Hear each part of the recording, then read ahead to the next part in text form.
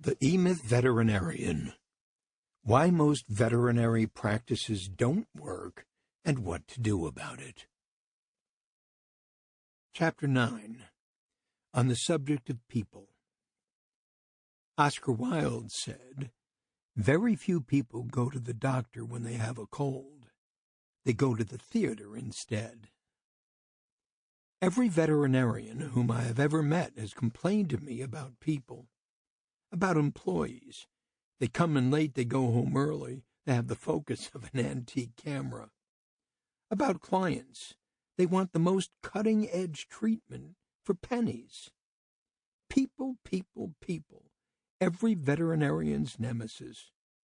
And at the heart of it all are the people who work for you. By the time I tell them how to do it, I could have done it 20 times myself. How come nobody listens to what I say? Why is it nobody ever does what I ask them to do? Does this sound like you? So what's the problem with people? To answer that, think back to the last time you walked into a veterinarian's office. What did you see in the people's faces?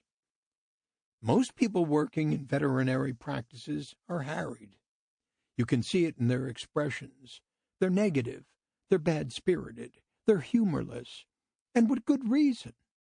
After all, they're surrounded by people with sick or dying pets who are counted as family members to them. Patients are looking for nurturing, for empathy, for care. And many are either terrified or depressed. They don't want to be there. Is it any wonder employees at most veterinary practices are disgruntled? They're surrounded by unhappy people all day. They're answering the same questions 24/7, and most of the time, the veterinarian has no time for them. He or she is too busy leading a dysfunctional life. Working with people brings great joy and monumental frustration. And so it is with veterinarians and their people. But why? And what can we do about it? Let's look at the typical veterinarian, who this person is and isn't. Most veterinarians are unprepared to use other people to get results, not because they can't find people, but because they're fixated on getting the results themselves. In other words, most veterinarians are not the business people they need to be, but technicians suffering from an entrepreneurial seizure. Am I talking about you?